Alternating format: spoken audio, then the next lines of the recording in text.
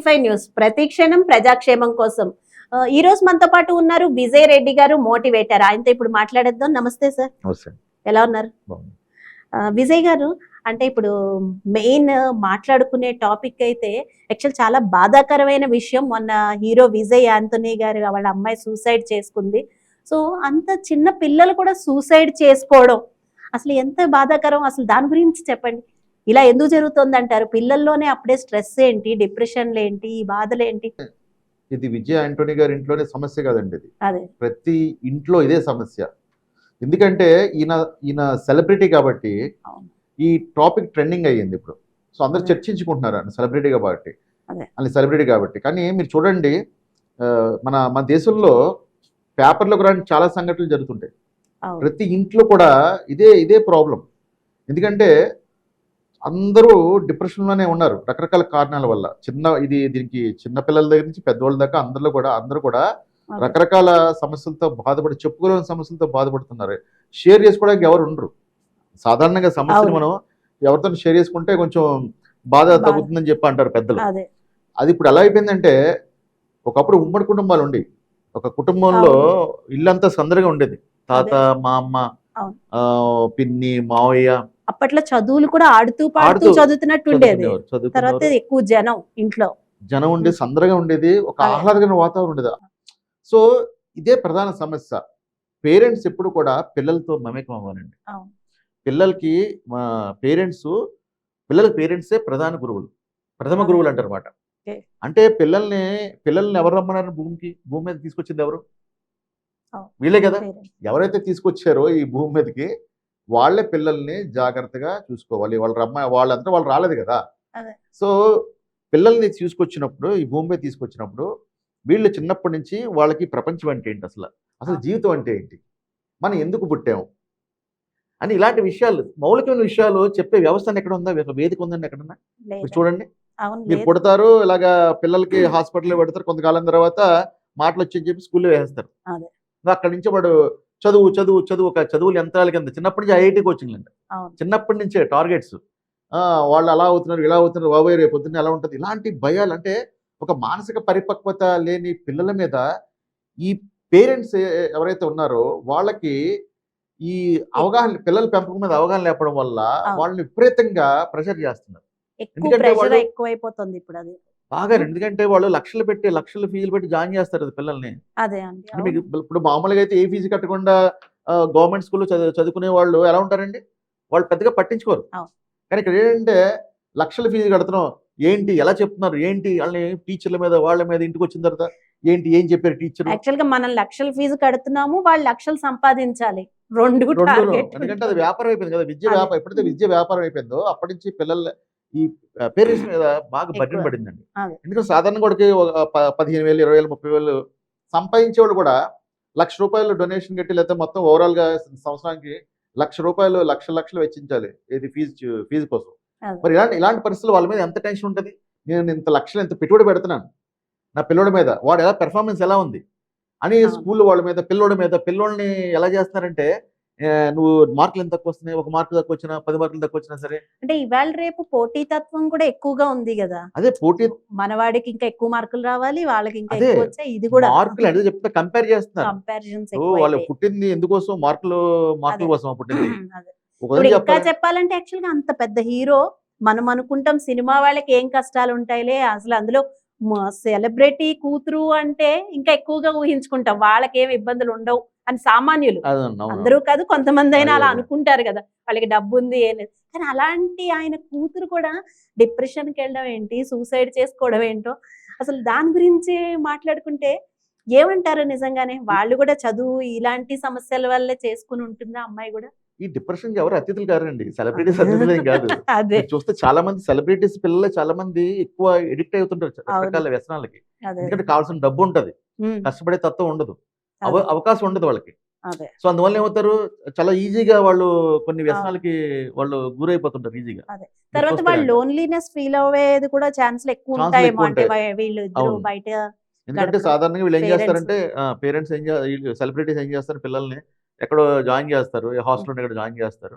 So వీళ్ళేమో షూటింగ్లని అదని ఇదని వీళ్ళు బిజీగా తిరుగుతుంటారు. అదే అదే అప్పుడు పిల్లల్ని ఎవరు పట్టించుకుంటారండి పిల్లల్ని? So okay. ఇలాంటి పరిస్థితులు పెరిగిన పిల్లల మీద ప్రెషర్ ఎంత ఉంటుంది? వాళ్ళతో వాళ్ళు నాన్న ఎప్పుడన్నా వస్తాడేమో. మీరు చూడండి చాలా మంది సెలబ్రిటీస్ చూస్తుంటారు. మీకు అవును. ఇంటర్వ్యూస్ చెప్తుంటారు.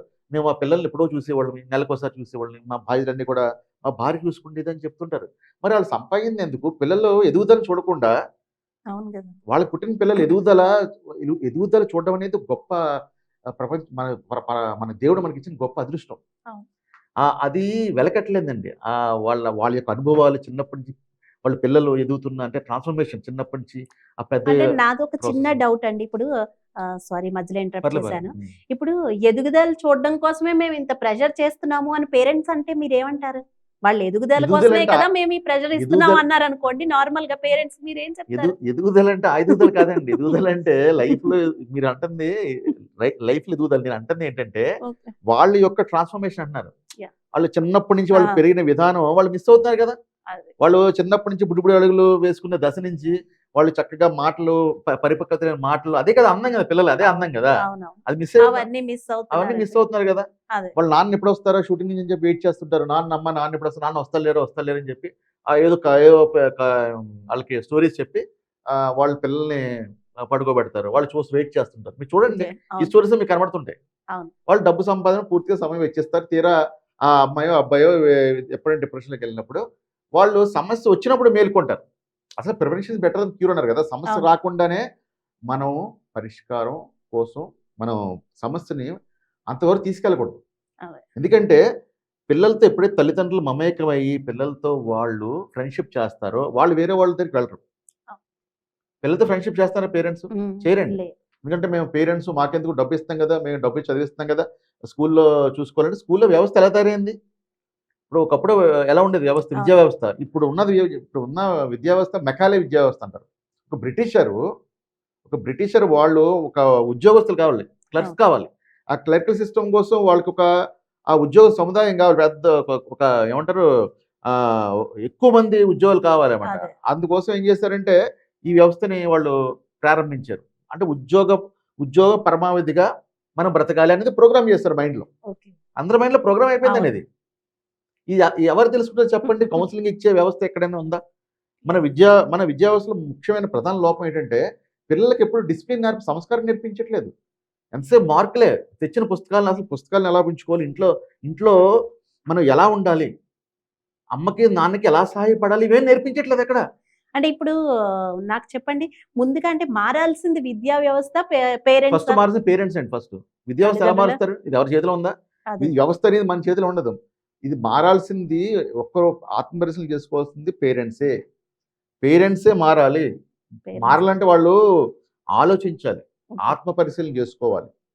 ఇది రేపొద్దున్న ఈ సమస్య ప్రతి ఒక్కరు కూడా ఇది మా ఇంట్లో లేని సమస్య అనుకుంటారు. మీకు కూడా ఎదురు కావచ్చు. ఓకే. మీకు తెలియకుండానే జరుగుతుంది. చాపకి నీరులాగా పిల్లలు నెమ్మదిగా డిప్రెషన్‌లోకి వెళ్తుంటారు. ఇప్పుడు టీనేజ్ పిల్లలు ఇంకా మెయిన్ ప్రాబ్లమ్ ఏంటంటే ఇప్పుడు సోషల్ అవును. మీడియా వచ్చింది.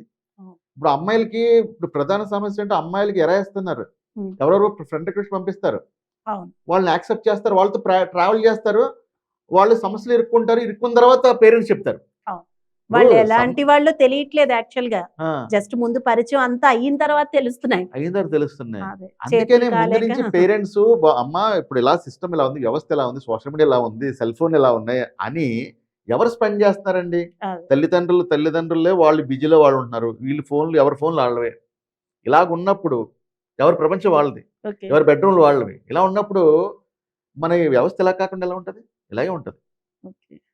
అంటే చివరగా చెప్పండి యాక్చువల్‌గా ఒక మోటివేటర్‌గా పేరెంట్స్‌కి ఏం సందేశం ఇస్తారు? ఇలాంటివి జరగకుండా? ప్రధానంగా ప్రతి తల్లి, తండ్రి కూడా చిన్నప్పటి నుంచి పిల్లల్ని భూమి మీద తీసుకొచ్చింది వాళ్ళే కాబట్టి, వాళ్ళే రెస్పాన్సిబిలిటీ తీసుకోవాలి. పిల్లలకి తెలియదు. పిల్లలు ఎందుకొచ్చారు భూమి మీదకి? తల్లిదండ్రుల వల్ల వచ్చారు. ఎవరైతే తీసుకొచ్చారో వాళ్ళే పిల్లల్ని వదిలేయకుండా ముందు వాళ్ళు తెలుసుకోవాలి. అసలు జీవితం అంటే ఏంటి? అసలు మనం ఎందుకోసం పుట్టాము? ఒకప్పుడు సిస్టమ్ ఎలా ఉండేది? ఒకప్పుడు వ్యవస్థ ఎలా ఉండేది? అని తెలుసుకొని ఒక అవగాహన వస్తే గనక ఒకవేళ అవగాహన పేరెంట్స్‌లో కొంతమందికి ఉండకపోవచ్చండి. అవును. అందరిలో ఉండాలని గ్యారంటీ లేదు. ఎందుకంటే చాలామంది మీకు నేను చెప్పాను గదా! అవును. అల్లరి చిల్లరగా తిరిగే వాళ్ళకి పెళ్లి చేసేవారు చిన్నప్పుడు.